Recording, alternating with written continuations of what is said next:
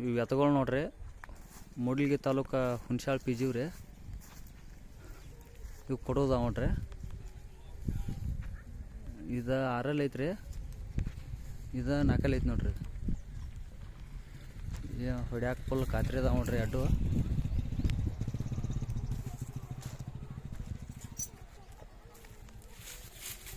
ಇವಕ್ಕೆ ರೇಟ್ ಬಂದುಬಿಟ್ಟು 110 ಹೇಳ್ತಾವ್ರಿ.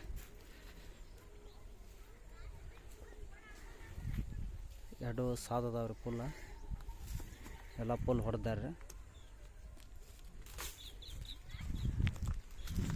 ನೀವು ಏನಾರು ಬೇಕಾದ್ರೆ ನಂಬರ್ ಹಾಕ್ತೇನೆ ರೀ, ಕಾಲ್ ಮಾಡಿರಿ.